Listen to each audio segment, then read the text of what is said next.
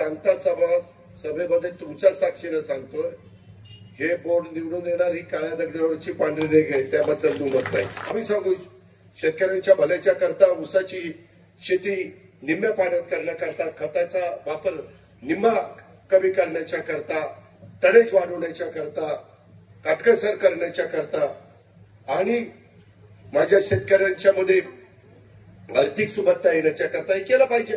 स्वतःचं मत आहे, जो स्वतःचा धंदा चांगला करू शकतो तोच उद्याच्याला तुमच्या 23,000 सभासदांचा प्रपंच चांगला चालू शकतो. आपल्या छत्रपती सहकारी साखर कारखान्याच्या मतदानाला आता अवघे उद्याचाच दिवस बाकी आहे. परवा दिवशी तर मतदान यावेळेस झालेलं असेल, म्हणजे काही तासावर मतदान आलेलं आहे. आणि या अशा प्रकारच्या निवडणुका असल्या तर नेहमीच प्रचाराचा नारळ पण फोडतो आणि सांगता सभा पण होत असते. प्रचाराचा नारळ आपण नेहमीच्या प्रथेप्रमाणे श्री जय भवानी माता पॅनलचा आपल्या कारखान्यावर फोडला, भवानी मातेच्या मंदिरामध्ये, आणि आज सांगता सभा आपल्या संस्थाच्या परिसरामध्ये होती. आजच्या कार्यक्रमाला अनेक मान्यवर उपस्थित आहेत. मी आपले लोकप्रिय आमदार, माझे मंत्रिमंडळातील सहकारी दत्ताभाऊ भरणे, श्री जय भवानी माता पॅनलचे प्रमुख आणि ज्यांच्यावर 5 वर्षाच्या करता छत्रपती सहकारी साखर कारखान्याची जबाबदारी सोपवण्याचा निर्णय आम्ही सगळ्यांनी घेतलेला आहे. त्याला सगळ्यांनी साथ द्यावी, पाठिंबा द्यावा, आशीर्वाद द्यावेत, सहकार्य करावं, याकरता मी आज आपल्याला सगळ्यांना विनंती करायला आलो. नावं घेण्याच्या करता इतके मोठे मोठे मान्यवर इथं बसलेले आहेत, त्याच्यामुळं दत्ताभाऊ भरणेंनी, पृथ्वीराज बापूंनी ज्यांची ज्यांची नावं घेतली ते सर्व उपस्थित मान्यवर आणि पत्रकार मित्र, श्री जय भवानी माता पॅनलचे बापूंच्या सहित 21च्या 21 उमेदवार आणि माझ्या शेतकरी बांधवांनो, भगिनींनो, लाडक्या भगिनींनो, आज इथं मी जरा उशीर झाला कारण माझी डोरलेवाडीची सभा करून मी आणि पृथ्वीराज बापू इकडे आलो. तुम्ही सगळ्यांनी माझ्या आधीच्या अनेक वक्त्यांची भाषणं ऐकली. माझी राजकारणाला सुरुवात देखील या कारखान्याच्या पासून झालेली आपल्याला सगळ्यांना ज्ञात आहे. या प्रचार सभेला मी उपमुख्यमंत्री म्हणून नाही तर श्री छत्रपती सहकारी साखर कारखान्याच्या तुमच्यासारखाच एक सभासद या नात्याने, एक मतदार म्हणून तुमच्यातलाच एक प्रतिनिधी म्हणून तुमच्या समोर उभा आहे. एक गोष्ट खरी आहे, मागे देखील अनेकदा आपण आपल्या आधीच्या पिढीनं स्वर्गीय साहेबरावांना जाचक असतील, स्वर्गीय माणिकराव दादा जाचक असतील, त्याच्यामध्ये बाजीराव भाऊ असतील, त्याच्यामध्ये अप्पासाहेब पवार असतील, त्यामध्ये राजेंद्र कुमार घोलपसाहेब असतील, दत्ताभाऊ भरणे असतील, पृथ्वीराज बापू जाचक असतील, अशा अनेकांना आपण, मारुतराव धोंडीभाऊ चोपडे साहेब असतील, अशा अनेक मान्यवरांना या छत्रपती सहकारी साखर कारखान्याच्या सभासदांनी निवडून देण्याचं काम केलं. त्याच्यामध्ये अविनाश घोलप असतील, बाळासाहेब घोलप असतील, त्यामध्ये प्रदीप आज आपल्यात नाही पण ते असतील, किंवा प्रशांत असेल, खूप जण मी या कारखान्याचं प्रतिनिधित्व केलं. मी ज्यावेळेस 84 साली तुमच्या सगळ्यांच्या समोर उभा होतो त्यावेळेस माझी काही तुमच्या फार ओळखी नव्हत्या, पण माझे आजोबा या कारखान्याचे संस्थापक संचालक होते आणि तेव्हापासून आमच्या परिवारातलं कुणी ना कुणी याचं संचालक असायचं. एकदा स्वर्गीय अप्पासाहेब काकांना पण चेअरमन पद मिळालं आणि संसरकरांना मी खोटं सांगत नाही, मलाही मी राजकीय जीवनात सुरुवात केली त्यावेळेस माझं स्वप्न होतं एकदा का होईना छत्रपती कारखान्याचं चेअरमन झालं पाहिजे. पण मला काय माहिती की आपण पुढे 6 वेळा उपमुख्यमंत्री होणार आहे. पण ते माझं स्वप्न होतं. पण ते राहिलं बाजूला. मी बँकेचा आता दिगंबर दुर्गाडीचा आहेत बँकेचे चेअरमन. 7 वेळेला मी चेअरमन झालो. MSC बँकेचा चेअरमन झालो. अनेक ठिकाणी मला कामाची संधी तुमच्या सगळ्यांच्या बोलणे आली. त्याबद्दल मी समाधानी आहे. पण शेवटी जसं संजयराव निंबाळकरांनी सांगितलं किंवा माझ्या आधीच्या काही वक्त्यांनी सांगितलं की ही निवडणूक ही प्रपंचाशी निगडीत निवडणूक आहे. या कारखान्याने पूर्वीचं 16 गावाचं कार्यक्षेत्र 2 तालुक्याचं आता 2 तालुक्याचं 53 गावाचं कार्यक्षेत्र आणि जवळपास थोडे कमी 23,000 सभासदांची मालकी या कारखान्याची. आणि तसं सगळं असताना काही गोष्टी दुरुस्त करण्याची गरज आहे. मी विचार करत होतो पहिल्यांदा भाग घ्यावा नाही घ्यावा विधान मनस्थितीमध्ये होतो. पण मला एक मन सांगत होतं की अजित पवार असं नाही, तुम्ही ज्यावेळेस आज राज्याचं नेतृत्व करताय, जिल्ह्याचं पालकमंत्रीपद अनेक वर्ष भूषवताय, तुमच्या आव्हानाला प्रतिसाद देऊन दत्तामामांना पण या भागातल्या जनतेने विधिमंडळामध्ये 3ऱ्यांदा पाठवलेलं आहे. तुम्हाला बारामती तालुक्याने 8व्यांदा पाठवलेलं आहे. आणि त्या सभासदांचं प्रतिनिधित्व तुम्ही विधानसभेमध्ये करत असताना तिथली संस्था देखील चांगल्या चालवण्याच्या करता तुम्ही मदत केली पाहिजे, पुढाकार घेतला पाहिजे. आणि त्याच्यातूनच मगाशी बापूंनी सांगितलं त्या सगळ्या गोष्टी घडल्या.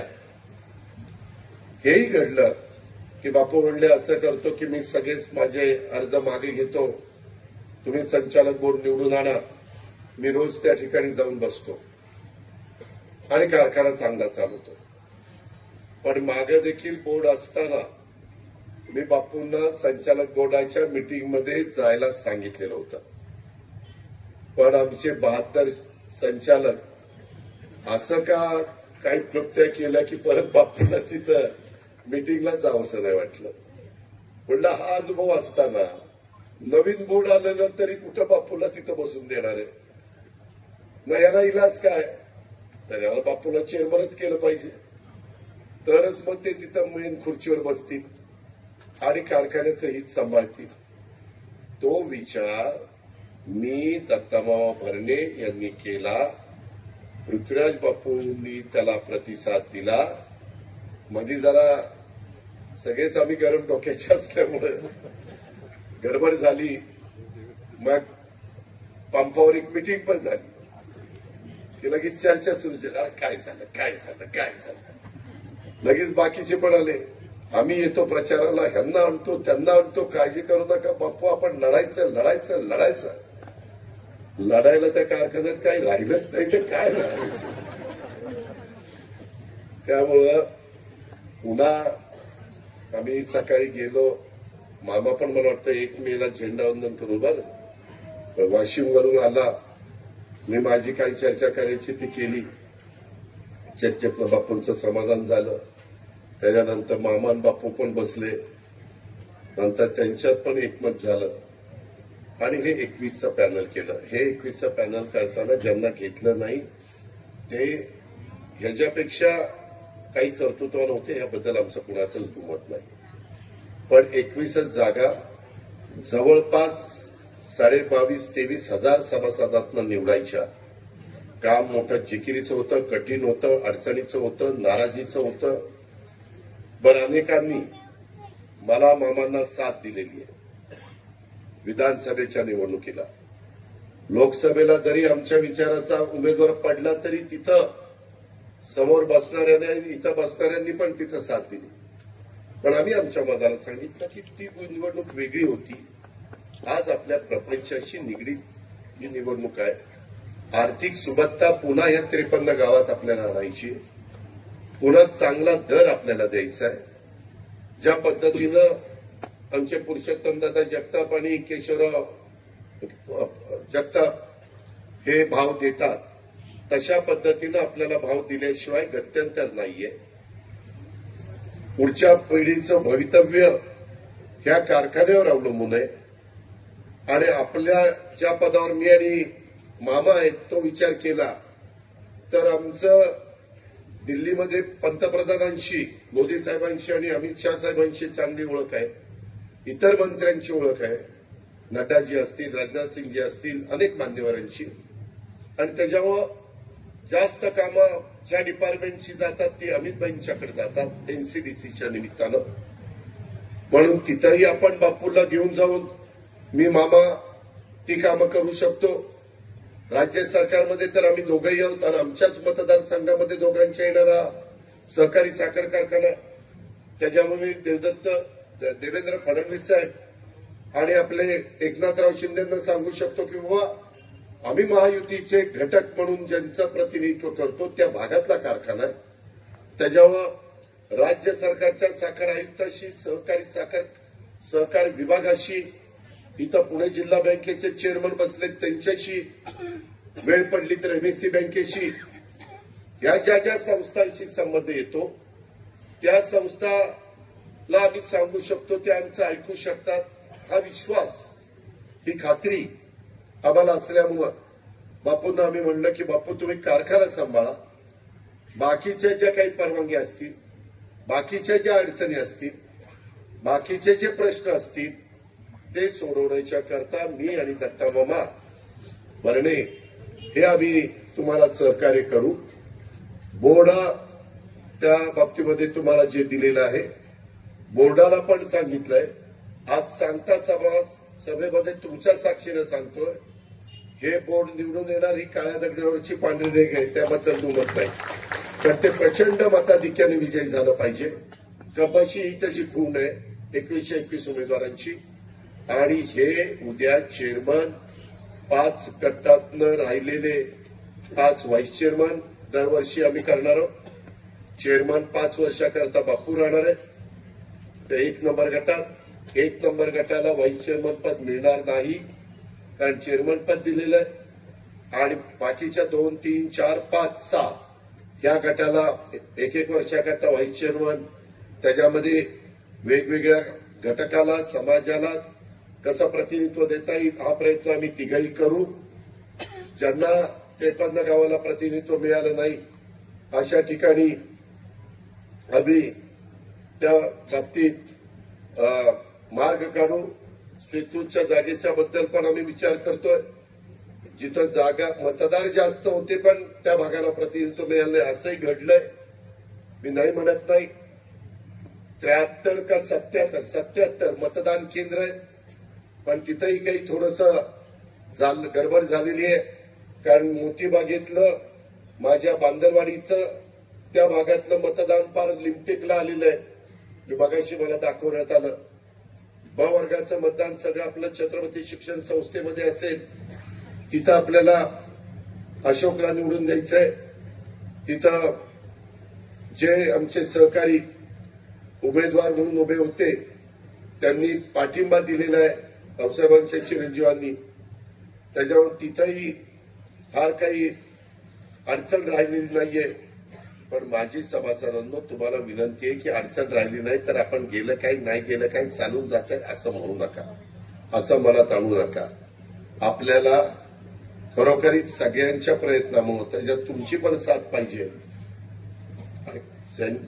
बाकीच्या मान्यवरांची पण साथ पाहिजे तर हे घडणार आहे. हे करत असताना आम्ही काय काय करायचं ठरवलंय. चेअरमन पासून कुठलाही संचालक कारखान्याची गाडी आणि ड्रायव्हर वापरणार नाही. त्याच्यावर डिझेल पेट्रोलचा खर्च तिथं वाचेल. त्यामध्ये कारखान्याचं गेस्ट हाऊसला चहाशिवाय काही मिळणार नाही. त्याच्यावर जेवण नाही, खावणं नाही, काय नाही. त्याचबरोबर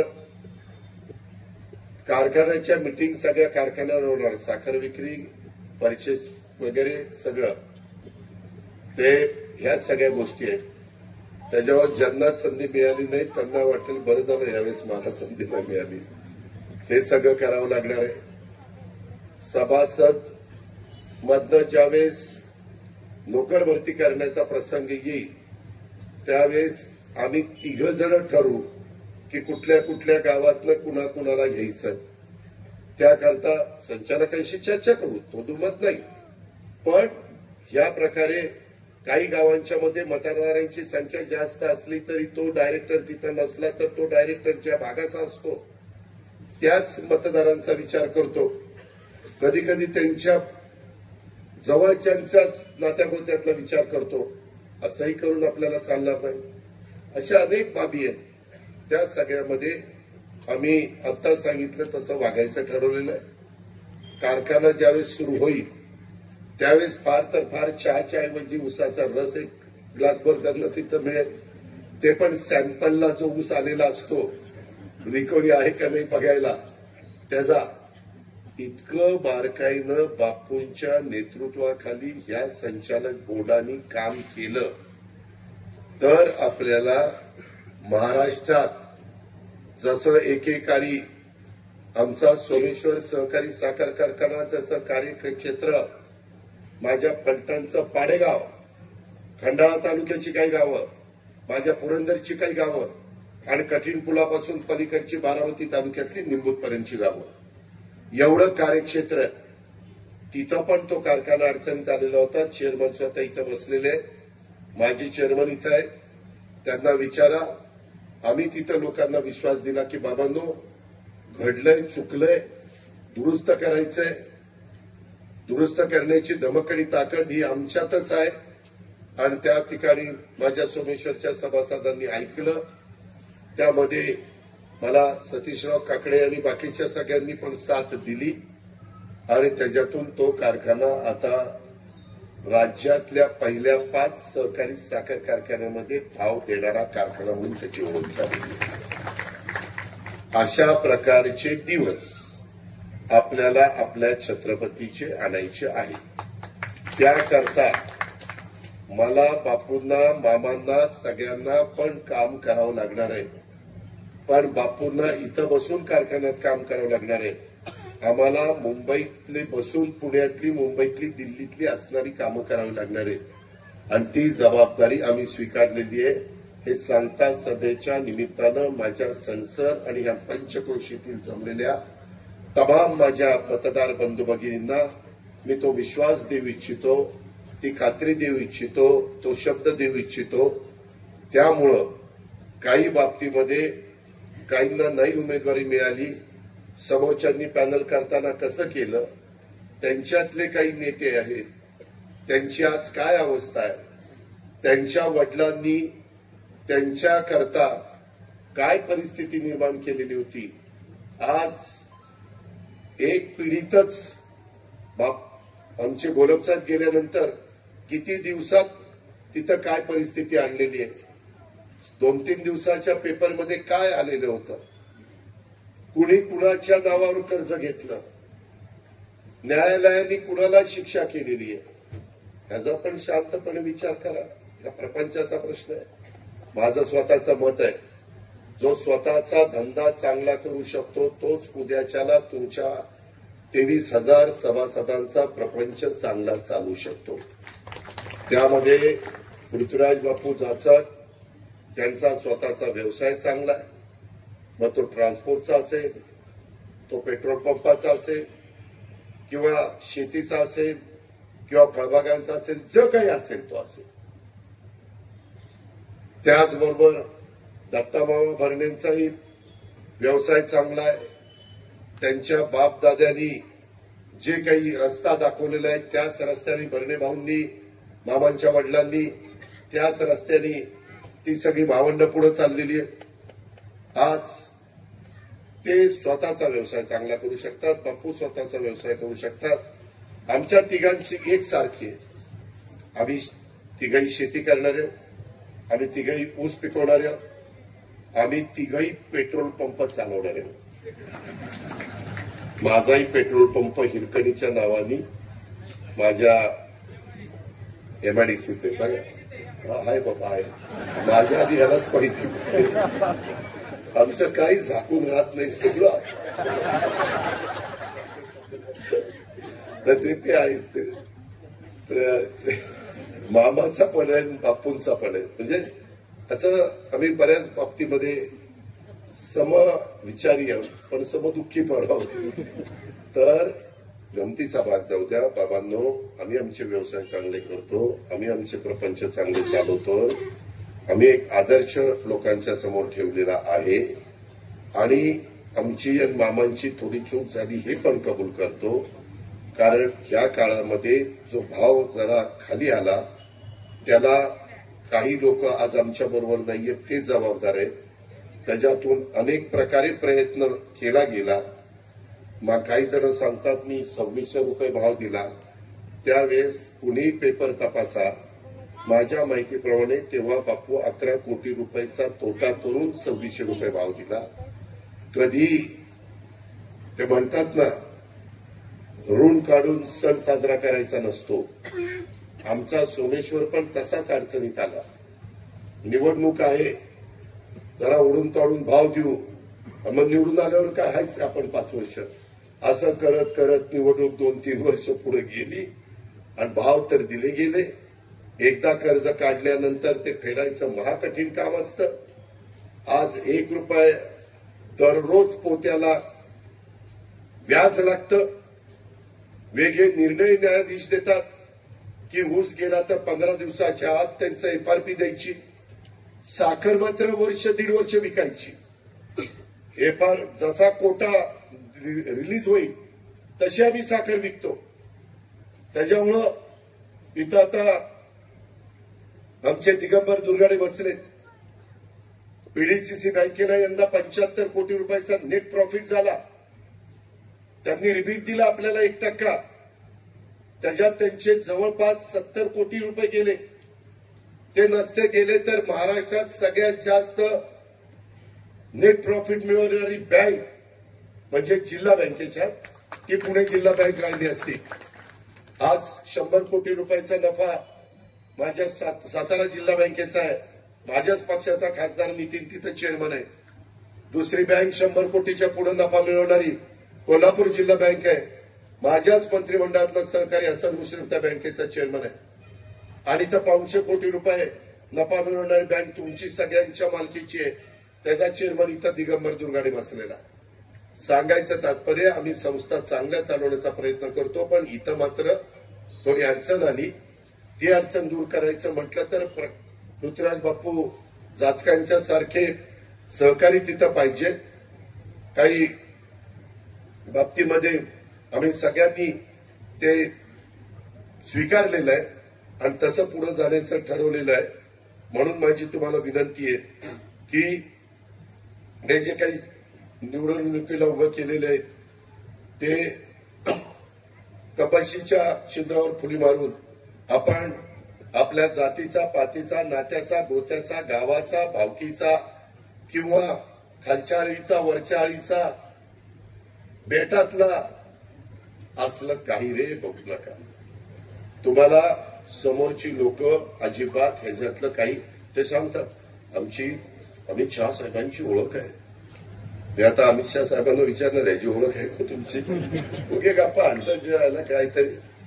परंतु अशा का आळाभाका चालल्या की काही विचारताच सोय नाही. ठीक आहे, त्यांना लोकशाहीमध्ये बाबासाहेब आंबेडकरांनी घटनेच्या माध्यमातून, संविधानाच्या माध्यमातून उभं राहण्याचा अधिकार दिलाय. त्याबद्दलचा आम्हाला आदर आहे. आम्ही काही त्याबद्दल काही बोलू इच्छित नाही. पण तुम्ही बाकीचं एकंदरीत सगळं चित्र जर बघितलं तर आपल्याला ह्यामध्ये जसं भीमा पाटेस कारखाना नाईलाजास्तव तिथं राहुल कुलला चालवायला द्यावा लागला, कारखाना अडचणीत आला. आज मी तुम्हाला सांगतोय, इंदापूरचा सहकारी साखर कारखाना अडचणीमध्ये आहे. नीरा भीमा कारखाना पण अडचणीमध्ये आहे. त्यांचा भाव आणि तिथलं पेमेंट याची पण जरा माहिती घ्या. पीडीसीसी बँकेत हे सगळे आमचे सहकारी असल्यामुळे त्या गोष्टी आम्हाला कळतात.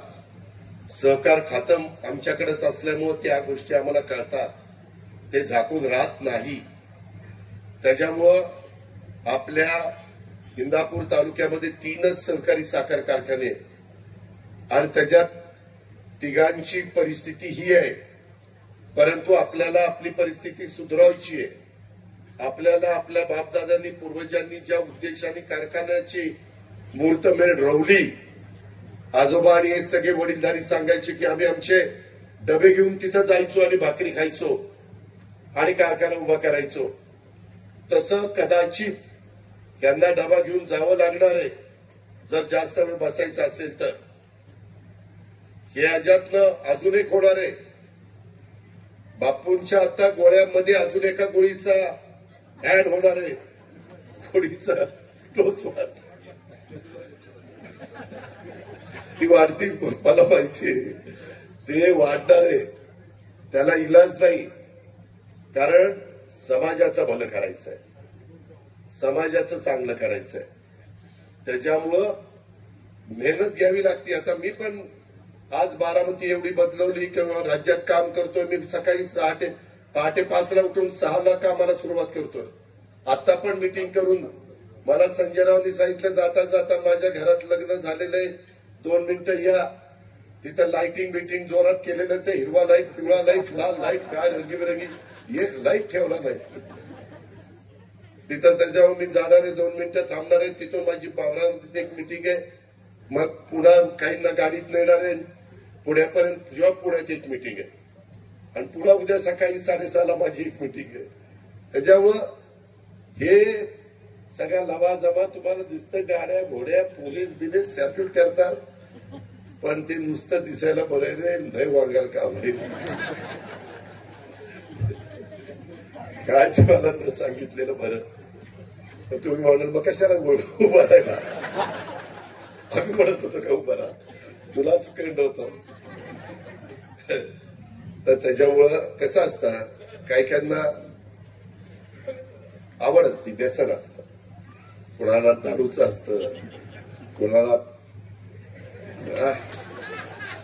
गुटख्याचं असतं, कुणाला सिगारेटचं असतं, कशाचं काय अलीकडे ते काय काय असतं ते हुक्का. मला नक्की हुक्का काय हुक्क्याचं असतं. असं बरंच काय काय निघालं. ड्रग्ज वगैरे तुम्ही बघता. आम्ही त्याच्यामध्ये सतत लक्ष ठेवतो, कारण भावी पिढीचं नुकसान आपण सरकारमध्ये असताना होणं किंवा राज्यात आपण काम करत असताना नागरिक म्हणून होणं हे बरोबर नाही. त्याकरता देवेंद्रजी, मी, एकनाथराव, मामा सगळेच आम्ही सगळे त्याच्यामध्ये लक्ष देतो. पण हे करत असताना काहींना ही पण आवड असते, हे पण व्यसन असते, हा पण नाद असतो. आणि त्या पद्धतीनं आम्हाला ते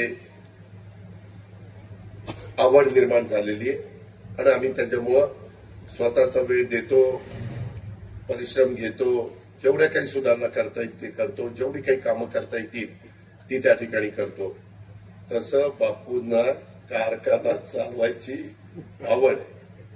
बापूंनी मला आणि दत्तामामाला सांगितलं, बाकी कुठल्या निवडणुकीमध्ये मी कधी काही करणार नाही, मी फक्त कारखाना एक कारखाना होईल. आहे का बापू?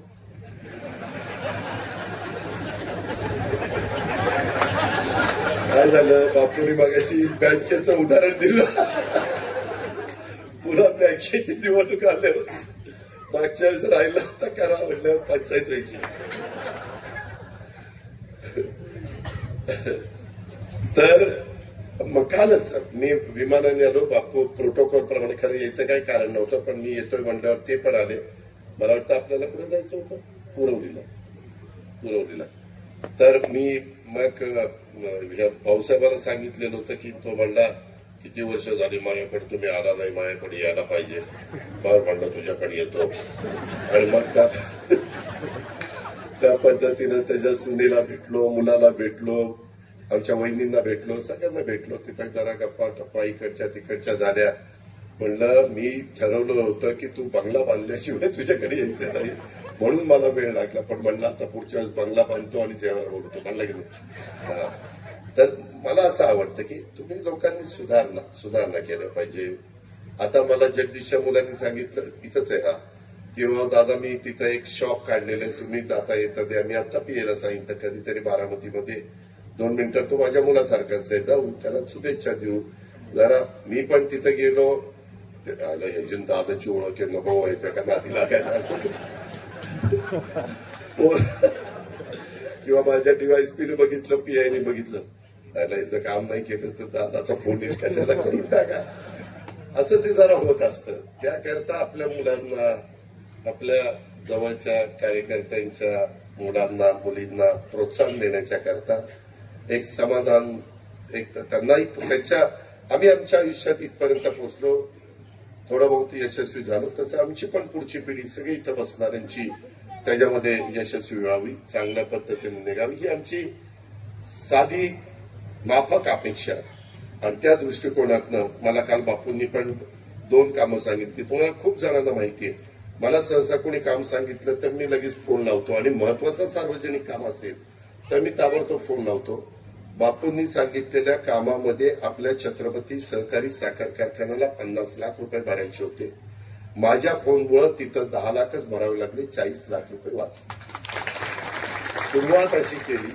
दुसरं एक काम होतं एक प्रस्ताव मुंबईला पाठवायचा होता मी तिथल्या अधिकाऱ्याला सांगितलं की मी सोमवारी बीडच्या दौऱ्यावर आहे मी रविवारी नाशिक आणि रायगडच्या दौऱ्यावर आहे मतदान करून जाणार आहे अशोक काळजी करू नको पहिला तुझ्या इथंच मतदानाला येणार आहे ते करून खातापट्ट्यात जाणार आहे आणि सगळ्या कंपशा जिथं दिसतील तिथं शिक्के मारणार आहे आणि मग जाणार आहे तर तिथं मी जाणार असल्यामुळं मी मंगळवारी आहे मला तो प्रस्ताव आला पाहिजे तो आपल्या कारखान्याच्या दृष्टिकोनातून महत्वाचा आहे मित्रांनो पाठपुरावा केल्याशिवाय कामं होत नाही आम्ही पण आता अक्षरशः माझा स्टाफ सीएम साहेबांचा डीसीएम दोन्ही डीसीएमचा एवढा मोठा ठेवलाय का तर कामाचा पाठपुरावा करायचा रिझल्ट आपल्याला मिळाले पाहिजे ही भावना आमची सगळ्यांची असते त्याचबरोबर माझ्यामुळं मामांच्यामुळं डीपीडीसीला आम्ही आहोत डीपीडीसीचा 1400 कोटी रुपयाचा निधी आम्हा लोकांच्या हातात आहे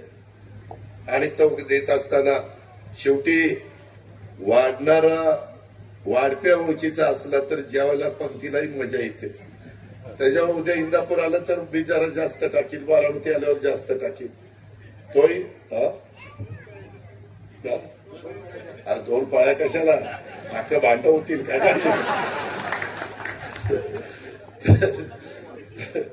त्या पद्धतीनं आपण जाऊया अजूनही काही काही फाटे सुटलेले नाहीत आता काही जणांनी सांगितलं उद्या पाणी आपल्याकडे आहे इकडं नीरा डावा कालव्याला त्याच्यामुळे पावसाळा संपेपर्यंत तो काही बंद करणार नाही आपल्याला फाटे तासून घ्यावे लागतील सुधारणा करावी लागतील त्याकरता मेहनत घ्यावी लागेल इतर पण वेगवेगळ्या प्रकारचे जे रस्ते आहेत आपला काय झालं माझ्या बारामती पर्यंतचा पालखी मार्ग झाला मला कॉन्ट्रॅक्टर सुदैवाने चांगला मिळाला तुमच्याकडे कॉन्ट्रॅक्टर मिळाला होता चांगला पण दुर्दैवाने तो निधन पावला त्यामुळं हे आपलं सगळं रेंगाळलेलं आहे ते आम्ही पण गडकरींच्या मागे लागलोय की गडकरी साहेब तिथं दुसरा चांगला चालाक कॉन्ट्रॅक्टर द्या जेणेकरून गतीने ही सगळी कामं पूर्ण होतील कारण त्याचा फटका माझ्या संसरला पण बसतोय माझ्या भवानीनगरला पण बसतोय पुढच्याही गावांना बसतोय हे आपण सगळेजण बघताय खरं तर त्यावेळेस मला मनापासून वाटत होतं की काठेवाडीपासून पुढनं असा बाहेरनं रस्ता आणून इकडं मिळवायचा म्हणजे मग आपलं जे आता 2 भाग पडलेले आहेत आता बापू मला सांगत होते की दादा तो सबवे आहे तिथनं ट्रॅक्टर पण काहीतरी हिलचा प्रशांत जात नाही वाटतं बसत नाही वाघ हा त्यालाच मंत्री करावे त्याच्यामध्ये वाय ब्रिज करा झेड ब्रिज करा अमुक करा तमुक करा अरे सांगणं फार सोपं असतं तिथनं एकदा मंजुऱ्या झाल्यानंतर एवढ्या अडचणी येतात आता काय सांगू तुम्हाला पण आम्ही प्रयत्न मला 24 तारखेला देशातल्या जी राज्य एनडीएच्या विचाराची त्या सगळ्या राज्यांच्या मुख्यमंत्र्यांना उपमुख्यमंत्र्यांना 25 तारखेला बराच वेळ मिटिंगच्या करता पंतप्रधानांनी आम्हाला बोलवलं त्याच्यामुळं 24ला लग्नाची मोठी तीथ आहे आम्ही संध्याकाळी ते लग्न लावून मी देवेंद्रजींच्याच बरोबर विमानाने त्या ठिकाणी जाणार आहे कारण मुख्यमंत्र्यांना विमान वापरायचा अधिकार आहे आणि सोयीचं पण होतं त्याच्यामुळं तिथं जाऊन आम्ही काही प्रश्न राज्याचे तिथं मांडणार आहेत पंतप्रधान त्यांना जे काही सांगायचं कारण मध्ये जे काही अतिरेक्यांनी नालायकांनी विकृत लोकांनी आपल्या निष्पाप काही पर्यटकांना संपवण्याचं काम केलं त्यांच्या घरामध्ये एक दुःखाचा डोंगर जो कोसळलेला आहे त्याच्यातून बदला घेण्याचं काम आपल्या देशाच्या मजबूत कणखर अशा पद्धतीनं असणाऱ्या पंतप्रधान नरेंद्र मोदी साहेबांनी केलं. जवानांनी त्याच्यामध्ये उत्तम पद्धतीनं यश मिळवलं. मिसाईलनं बरोबर जी काही ठिकाणं उडवायची होती तिथं मिसाईल्स गेले. हे आपण सगळ्यांनी बघितलं. इतकं आपलं ब्रह्मोस्त्र तर इतकं चांगलं आहे की जगाने ते सगळं पाहिलेलं आहे आणि त्याच्यातून कुठल्याही परिस्थितीत अतिरेक्यांनी परत का आमच्याकडे वाकड्या नजरेने बघितलं किंवा जम्मू काश्मीर पासून कन्याकुमारी पर्यंत कुठं काही असले प्रकार केले तर आता पुन्हा जशास तसं उत्तर दिलं जाईल, बदला घेतला जाईल. आता तर तुमचे 2 तुकडे पडलेले, पुढे तुमचे 3-4 तुकडे पडल्याशिवाय राहणार नाही. हे पण मजबूतीनं आपल्या देशाच्या पंतप्रधानांनी जवानांना सॅल्यूट करून त्या ठिकाणी सांगितलेलं आपण सगळ्यांनी बघितलेलं आहे. ते त्यांची जबाबदारी पार पाडतायत. आपल्याला आपली जबाबदारी पार पाडायची आहे आणि म्हणून माझी तुम्हाला पुन्हा पुन्हा विनंती आहे की बाबांनो, कुठल्याही परिस्थितीमध्ये आपण वेगळ्या प्रकारची भावना, तुम्ही म्हणाल मागे ही दोघं एकमेकाच्या विरोधात उभे राहायची, पॅनल करायची, एकमेकाच्या विरोधात सभा घ्यायची आणि आता काय यांचं जुळलंय एवढं. ते जुळलं आपले प्रपंच सुधारण्याच्या करता. आपल्याला पुन्हा पूर्वीचे दिवस दाखवण्याकरता महाराष्ट्रात चांगल्या प्रकारे आपला ऊसाचा भाव मिळवण्याकरता, आर्थिक शिस्त लावण्याकरता जे कोणी अधिकारी कर्मचारी तिथं काम करतात त्यांनी तिथं सही केल्यानंतर सही केल्यापासून सुट्टी होईपर्यंत कामच करायचं. इकडं तिकडं चकाट्या पेटत फिरायचं नाही. नाहीतर मी डायरेक्टरचा जवळचा आहे, त्याचा पुतणे आहे, मी फलाण्याचा फलाना आहे, मी दादांचा राईट हँड आहे आणि मी मामांचा लेफ्ट हँड आहे. बापू तर रोज सकाळ संध्याकाळ माझा सल्ला घेतल्याशिवाय झोपतच नाही. अशांना झोपूनच तिथं सोडायचं नाही. त्याच्यामुळं सगळ्यांनी, कारण तुम्ही कामाला लावेपर्यंत आम्ही तुमच्या बरोबर, एकदा कामाला लागल्यानंतर तुम्ही इमानीद्वारे त्या संस्थेचं कामच केलं पाहिजे. कारण तुम्ही तिथं मोबदला घेता. तुमचा महिन्याच्या महिन्याला पगार मिळवून देण्याची जबाबदारी आमची चेअरमन संचालक बोर्डाची राहील. शेतकऱ्यांना चांगला भाव मिळाला तर तुम्हाला व्यवस्थित बोनस देण्याची जबाबदारी संचालक बोर्डाची राहील. त्याबद्दल दुमत असणार नाही. पण वेळ पडली तर आम्हाला असं वाटलं की बाबा आता कारखाना बंद झालाय, काही वर्गाला आपल्याला भेसायला नेऊन काही बाबतीमध्ये ट्रेनिंग देण्याची गरज आहे, प्रशिक्षण देण्याची गरज आहे. तुम्ही विचारा दिगंबर दुर्गाडेला, आज देखील आम्ही पीडीसीसी बँकेचं, मी आता बोर्डात नाहीये परंतु मागे निवडून आल्यानंतर अख्खं बोर्ड मी 2 दिवस तिथं प्रशिक्षणाला दिलं होतं यशदाला. माझ्या सहित सगळे बसलो होतो. कारण नवीन नवीन खूप गोष्टी कळतात, माहिती होते काय केलं पाहिजे, कसं केलं पाहिजे, कशाचा वापर केला पाहिजे. आता आपल्याला शेती करायला एआयचा वापर करावा लागतोय. तो केला पाहिजे. कृत्रिम बुद्धिमत्ता वापरली पाहिजे. जगाने ते स्वीकारलेलं आहे. त्याशिवाय आपल्याला टनेज त्या ठिकाणी वाढणार नाही. तुम्हाला मी सांगतो बाबांनो, इतकं बोलण्यासारखं माझ्याकडे आहे. यंदा सीझन जो संपला त्याच्यामध्ये सोमेश्वर कारखाना 30 मार्च पर्यंत चालला. काय पुरुषोत्तम दादा, आपला माळेगाव कारखाना केशवराव 23 मार्च पर्यंत चालला. कर्मयोगी कारखाना 13 फेब्रुवारीला बंद पडला. बंद झाला, बंद पडला नाही म्हणजे ऊस संपला. छत्रपती कारखाना 24 फेब्रुवारीला बंद झाला. एक नका की परत प्यायचं, काटकसर करायची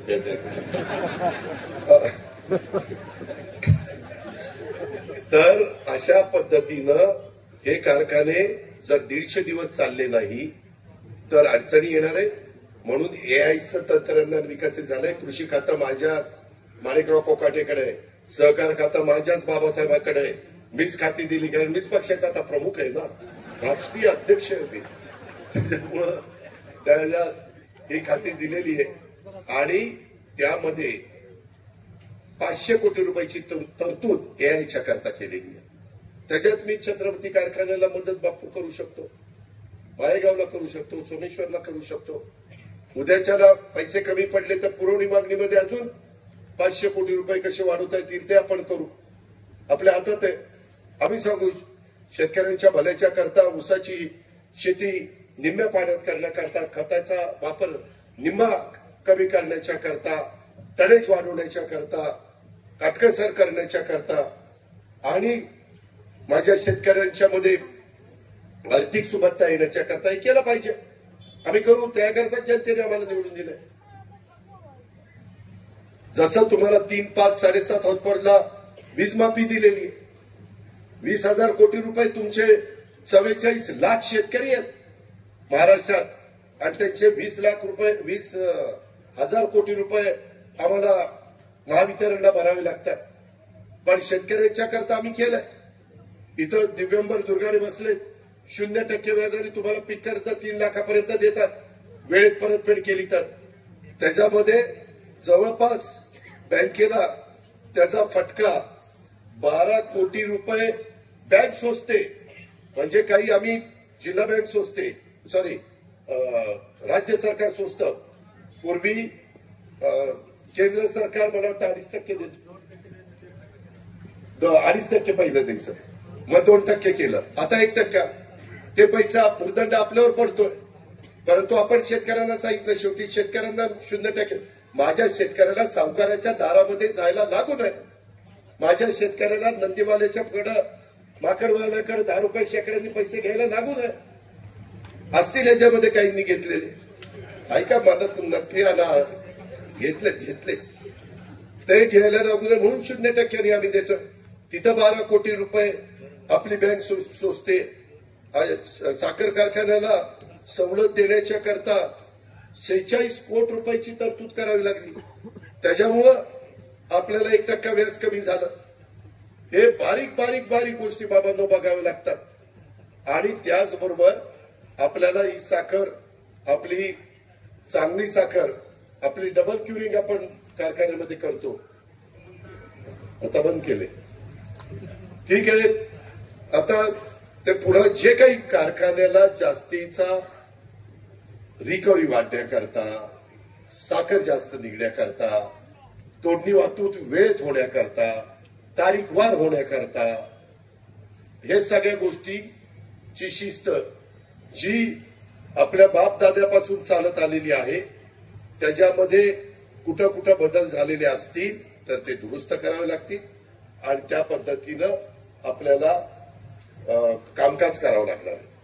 हे मला तुम्हाला सगळ्यांना सांगता सभेच्या निमित्तानं दत्तात्रय भरणे, पृथ्वीराज जाचक आणि संचालक बोर्डाच्या साक्षीनं सांगायचं होतं.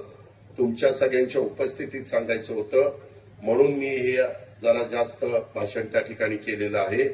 याच्यामध्ये कोणाच्याही भूलथापांना आपण अजिबात बळी पडू नका. हा राजकारणाचा, हा गावकीचा, हा आपल्या भावकीचा विषय नाहीये.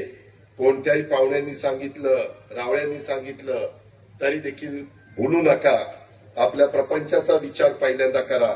कोणत्याही पक्षाची, गटाची, तटाची ही माझी छत्रपती सहकारी साखर कारखान्याची निवडणूक नाही, तर ती तुमच्या माझ्या अस्तित्वाची लढाई आहे. ती तुमच्या अस्तित्वाची, माझ्या अस्तित्वाची ही निवडणूक आहे. त्यामुळं आपल्याला ज्या कारखान्यांनी समृद्ध केलेलं होतं, चांगले दिवस दाखवलेले होते, त्या कारखान्यामध्ये पुन्हा ऊर्जितावस्था आणण्याच्या करता श्री भवानी माता पॅनल, श्री जय भवानी माता पॅनल याच्या कपाशीच्या चिन्हावर आपल्याला फुली मारायची. चांगल्या विचारांचे अभ्यासू आणि सक्षम नेतृत्वाच्या हातामध्ये आपल्याला कारखान्याची सूत्र त्या ठिकाणी द्यायची. त्यासाठी कोणत्याही भावनिक किंवा फसव्या आव्हानाला माझ्या सहकारी मित्रांनी, सभासदांनी बळी पडू नका. चुकीच्या माणसांना चुकीच्या चिन्हासमोर शिक्का मारून आपला आणि कारखान्याचा घात आपण करू नका. ही माझी आग्रहाची, नम्रतेची, कळकळीची विनंती आहे. आणि त्या विनंतीला तुम्ही आजपर्यंत नेहमीच मला साथ देत आलेला आहात. तशाच प्रकारची साथ याही वेळेस माझ्या छत्रपती सहकारी साखर कारखान्याच्या 53 गावांचं कार्यक्षेत्र असणाऱ्या सभासदांनी द्यावी आणि चांगले आपल्याला दिवस कसे निर्माण करता येतील ते आपण पृथ्वीराज जाचकांच्या नेतृत्वाखाली त्या ठिकाणी निर्माण करू. त्याकरता कपाशीला विसरू नका हेच सांगतो आणि या ठिकाणी आपली रजा घेतो.